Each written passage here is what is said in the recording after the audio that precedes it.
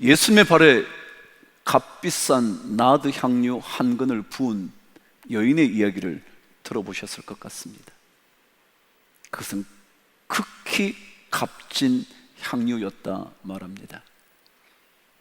그것을 예수님의 발에 붓고 그녀의 머리털로 발을 닦았다 그랬습니다.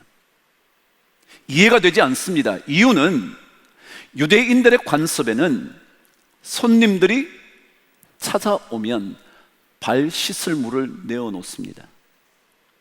예의입니다. 근데 그 물은 마시는 물을 사용하지 않습니다.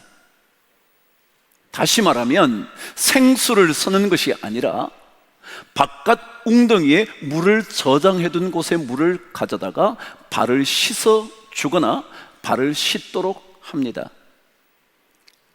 식수조차 쓰지 않는 물을 사용하여 발을 닦는데 값비싼 향유, 그것을 발에 부어 씻는다니 이해가 되나요? 그래서 주변이 말하는 겁니다. 아니 어떻게 그러냐고, 웬 낭비냐고. 그것을 팔면 얼마나 엄청난 돈으로 많은 어려운 사람을 도울 수 있을 텐데, 그러잖아요. 이해가 안 되는 겁니다. 교회는요, 이해 안 되는 일이 많습니다. 다 이해하려고 하시면 복잡해집니다. 조금 이해되지 않지만 마음에 담아두고 기도하고 묵상하면 그 분명한 뜻이 점점 더 드러나기 시작합니다. 예수님이 말씀하십니다. 그녀를 내버려 두라고. 이 여인의 이야기는 복음이 전파되는 어떤 곳에든지 들려질 거라고. 왜요? 이해할 수 없는 일인데, 비상식적인 일인데 주님은 그것의 중요성을 알고 계셨기 때문에 그렇습니다.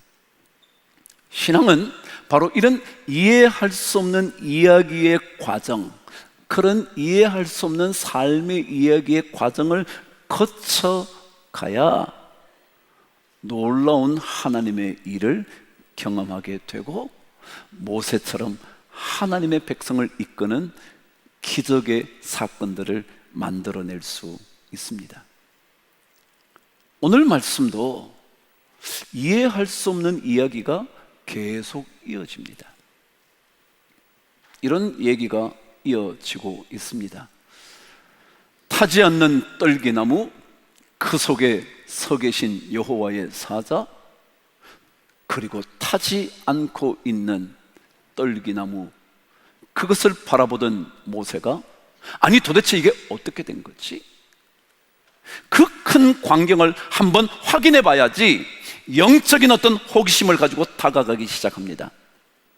근데 영적인 호기심, 이게 무슨 일일까? 좀 말이 안 되는 일인데? 라는 그 생각을 가지고 다가가고 있는데 하나님께서 말씀하십니다. 모세야, 모세야, 이리로 가까이 오지 마라. 여러분, 제가 하나님이라면 그래? 야, 너 이 놀라운 일을 와서 경험해야 돼. 빨리 와봐. 이 떨기나무가 타지 않는 것 무엇인지 내가 의미를 알려줄 거야. 한번 봐봐. 그래야 됩니다. 근데 주님이 갑자기 다가오고 있는, 도대체 무슨 의미를 가진 이 불타지 않는 떨기나무일까? 다가오는 그를 향하여 가까이 오지 마, 그러는 걸까요? 무엇 때문일까요? 더 가까이 오라고 말씀하셨어야 했을 것 같은데 와서 이 타지 않는 떨기나무를 만져보라고 말씀하셨을 법도 한데, 근데 가까이 오시면 이유가 뭐냐? 오늘 성경은 그 이유를 5절에서 설명하기 시작합니다.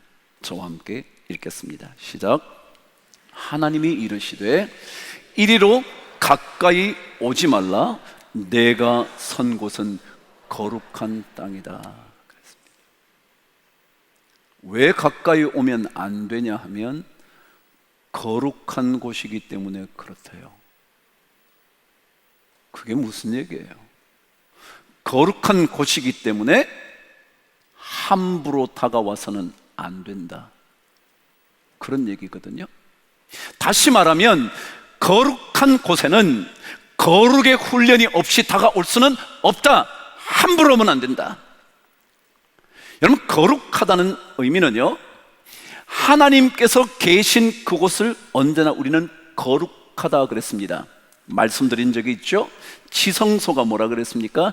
지극히 거룩한 장소인데, 그곳에는 하나님의 언약궤가 있는 곳이고, 그 언약궤는 하나님의 임재를 상징하는 거라고. 임재가 뭐예요? 임하여 그곳에 있다, 존재한다. 하나님이 그곳에 임하여 계신다라는 거거든요. 그곳이 지극히 거룩한 곳이거든요. 지성소, 거룩한 땅입니다. 말하자면 하나님이 계신 거룩한 땅은 함부로 오면 안 된다. 제가 이렇게 한번 말씀드려 볼게요. 여러분, 이곳은요, 하나님이 계신 곳입니다. 여러분, 그렇게 믿으시나요? 하나님이 계신 곳에는요, 함부로 오시면 안 됩니다. 왜냐하면 거룩한 곳이기 때문에 그렇습니다. 또 바꾸어 볼까요? 여러분과 제 안에 하나님이 계시나요? 하나님이 임재하여 계시나요? 그러면 제가, 여러분이 거룩한 곳입니다. 이 거룩한 곳을 함부로 하시면 안 됩니다. 여러분 안에, 제 안에 있는 하나님이 계시는 거룩한 이 몸을요, 함부로 내버려 두면 안 됩니다. 함부로 입을 벌려 더러운 말을 하면 안 됩니다. 함부로 내 몸을 더러운 곳에 내주면 안 됩니다. 왜냐하면 거룩한 땅이기 때문에 그렇습니다. 그럼에도 불구하고 우리는 너무 쉽게 교회를 우습게 생각합니다. 여러분의 몸을 함부로 더럽혀도 괜찮다 생각합니다. 여러분의 눈을 함부로 더러운 것으로 채워도 아무렇지도 않다고 생각합니다. 생각이 더럽혀지고 있는데, 하나님이 내 안에 계신 거룩한 땅인데 함부로 하는 겁니다. 제가 언젠가 이런 말씀 드린 적이 있습니다. 주기도문의 시작은 하늘에 계신 우리 아버지여, 이렇게 되어 있습니다. 근데 이때 아버지라는 의미는 굉장히 친숙한 단어인 아빠라고 말씀을 드린 적이 있었습니다. 아빠는 가장 가까운, 그분에게 매달리면 언제든지 안아주실 수 있는 그런 의미를 담고 있습니다. 그만큼 하나님은 우리에게 가깝고 친밀하고 친근한 분이십니다. 그런데 왜 그런 아빠, 아버지 앞에 하늘에 계신 그 낱말을 붙여놨냐고. 아무리 가까워도요, 우리가 내 마음대로 움직일 수 있는 하나님이 아닌 하늘에 계신, 땅에 있다면 내가 마음대로 아버지 일로 와봐, 아버지가 안 할 거야? 나 가만히 안 놔둬? 라고 말할 수 있을지 모르지만 하늘에 계시기 때문에 우리는 함부로 할 수 없는, 오늘 모세에게 말씀하신 것처럼 내가 선 땅은 거룩한 땅이니까 함부로 가까이 오면 안 돼. 거룩의 준비가 된 채로 와야 해. 그거예요. 그래야 하나님께서 모세를 사용해서 하나님의 일을 이루어 가실 수 있다. 다시 말하면 우리가 하나님의 임재가 있는 삶이라고 생각한다면 가는 곳, 그곳이 전부 다 뭐라고요? 거룩한 땅입니다. 내가 있는 곳이 거룩합니다. 왜요? 하나님이 내 안에 계시니까. 그래서 그 있는 자리를 더럽히면 안 됩니다. 그것을 더러운 것으로 물들게 해서는 안 됩니다. 여러분, 혹시 장로님이신가요? 권사님이신가요? 집사님이신가요? 저처럼 목사인가요? 여러분이 가정에 계시나요? 가정에 계신데, 여러분 안에 하나님이 계신데, 그래서 그 가정이 거룩한 장소가 됐는데 그것을 여러분이 더럽히시면 안 됩니다. 가정이요, 여러분으로 인하여, 나로 인하여 거룩함이 유지되도록 만들어야 합니다. 그래야 하나님께서 씁니다. 그래야 하나님의 역사가 나타납니다. 이 교회 마찬가지입니다. 하나님을 믿는 여러분과 제가 하나님이 존재하심으로 인하여 거룩한 성전이 되었다고 믿을 때, 그래서 그 거룩함을 지킬 때, 함부로 나서지 않을 때, 우리는 모여서 교회에서도 막 그 사람 욕하고요, 비난하고요, 뒤에서 막 헐떡고요, 이게 신나서 더 사람이 모이고요, 여러분, 그것은요 하나님께서 하나님의 놀라운 일을 일으키시는 방해물입니다. 왜냐하면 하나님께서 모세를 부르셔서 그 일을 하게 하시기 이전의 이야기라고 제가 그랬잖아요. 이제 본격적으로 하나님의 일을 하게 될 모세에게 남겨주신 이 사건 이야기가 모세의 전체 삶을 이끌어가는 거라고요. 그래서 여러분과 제가 가는 곳곳은 다 거룩하거든요. 여러분이 이 자리에 오신 것, 이 자리가 참 거룩한 곳이거든요. 그러니까 이 거룩한 곳을 거룩하게 하지 못하면 안 되거든요. 그래서 오늘 성경은 이 거룩함을 이루기 위해서, 왜요? 거룩함을 이루어야 하나님의 이해할 수 없는 놀라운 일을 우리가 경험하게 되니까 이 거룩함을 이루기 위해서 해야 될 게 뭔가, 그게 오늘 5절의 마지막 부분이에요. 저와 함께 읽으실게요. 시작. 하나님이 이르시되 이리로 가까이 오지 말라. 내가 선 곳은 거룩한 땅이니 내 발에서 신을 벗어라.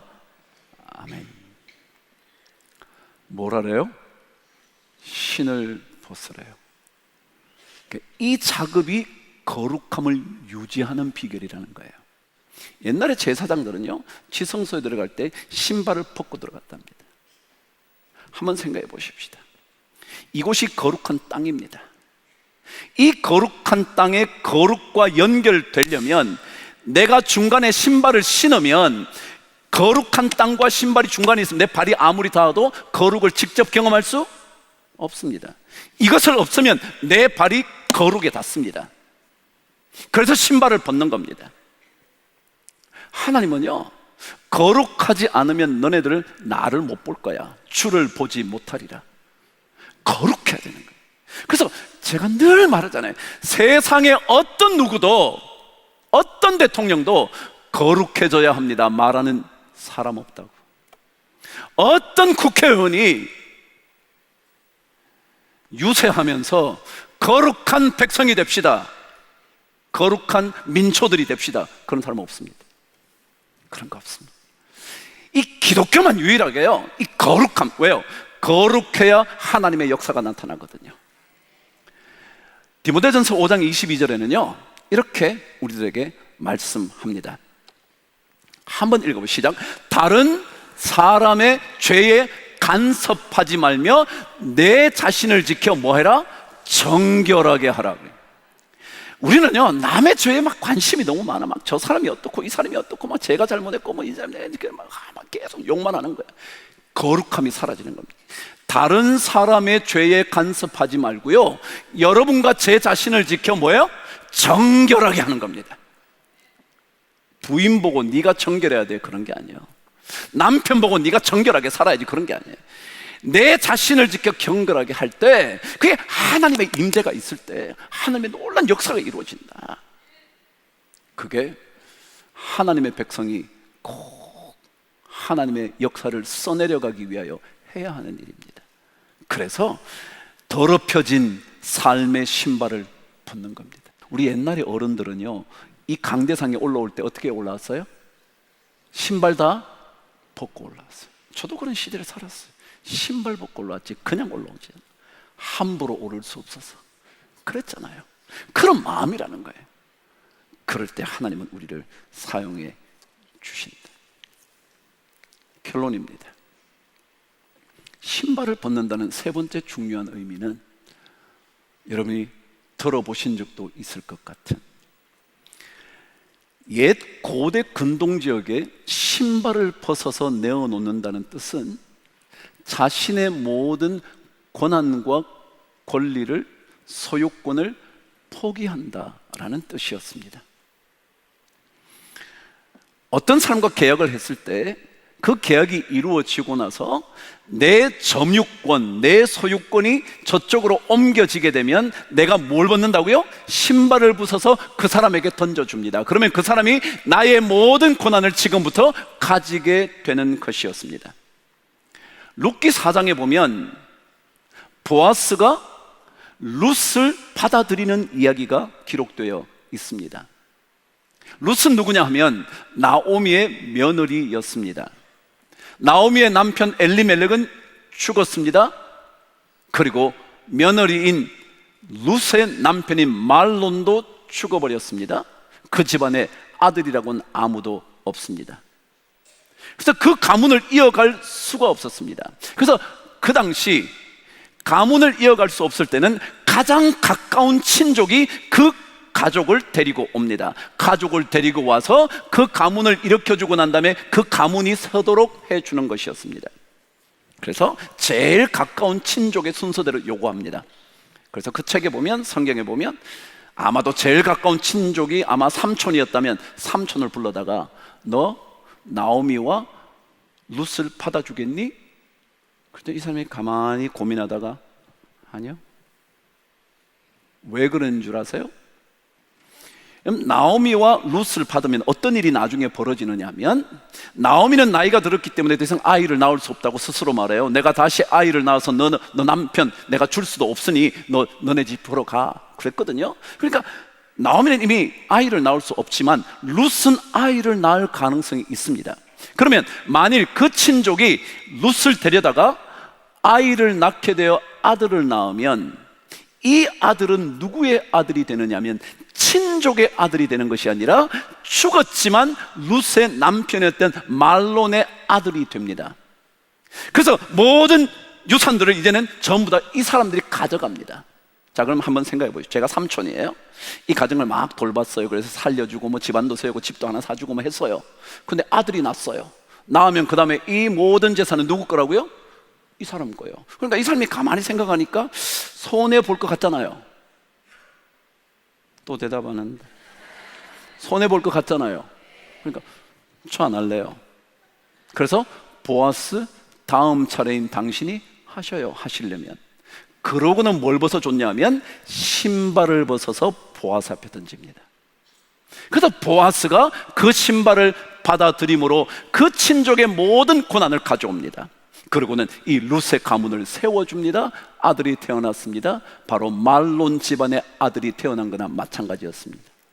그리고 마침내 예수님의 족보에 들어갑니다. 가문이니까. 그런 거거든요. 그러니까 신앙생활은 뭐냐면요, 제가 어려운 일이긴 하지만 여러분과 저에게 있는 고난을 조금 줄여보는 겁니다. 그렇습니다. 이 과정을 거치고 나면 하나님께서 모세를 사용하셨던 것처럼 우리를 사용하실 수 있다는 거예요. 저는 그런 희망이 있거든요. 우리 교회요, 하나님의 거룩함을 유지하기 위해서 몸부림치는 성도들이 많아지면 많아질수록 그들을 통하여 더 놀라운 일을 할 거다. 고린도전서 10장 10절에는요, 제가 요즘 읽어가는 성경이 고린도전서, 후서 이렇게 가잖아요. 크게 보면 하나님께서 광야에 어떤 일이 있었던가를 사도 바울의 입을 통하여 다시 설명하면서, 야, 너 광야에 사람들이 원망하던 것처럼 원망해서 너네들 망하지 말어. 그래요. 여기 막 사람들이 막 원망하고 불평하고 막 이러면요, 그럼 망하는 거예요. 그런데 하나님의 거룩함을 유지하기 위해 기도하고 힘들지만 몸부림치면요, 하나님이 이 교회를 사용해요. 하나님이 여러분의 자녀요, 어떻게 사용하냐고요? 다른 것보다 다른 것, 그 아이에게, 그 자녀에게 보호 장비를 갖추라고 말하기 전에 하나님이 너 지켜주실 거야. 너의 보호자가 될 거야. 너 하나님 잘 믿어야 돼. 그에게 거룩함을 가르쳐 주면요, 그러면 하나님께서 그 자녀 써요. 하나님이 이력 보고 쓰지 않아요. 이력을 다 치우시기 위하여 모세를 40년 동안 광야에 있게 한 거거든. 안 그랬으면 배우자마자 했을 거예요. 왕궁에서 나오자마자 했을 거예요. 근데 40년의 세월을 지나 모든 이력이 지워질 대로 지워지고 난 다음에 하나님이 하시는 거예요.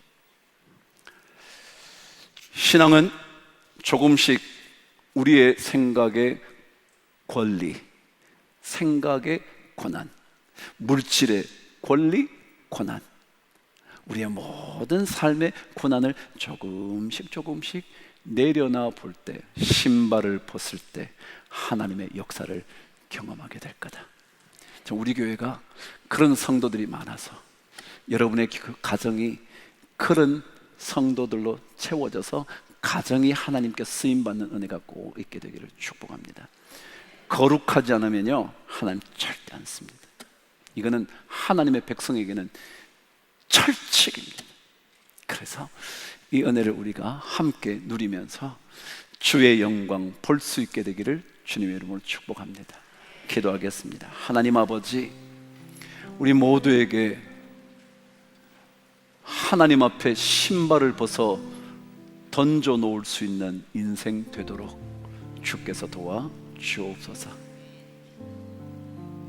나를 보호해 줄 수 있다 생각되는 것, 그것이 필요하긴 하지만 궁극적인 보호 장식이 될 수 없다는 것, 그리고 나를 깨끗하게 지켜 주인의 쓰시기에 합당한 그릇 되도록, 그리고 우리의 고난보다 주의 계획과 뜻으로 채워지는 인생 되도록 도와주셔서 모세처럼 놀라운 일에 쓰임받게 하여 주옵소서. 예수님 이름으로 기도합니다.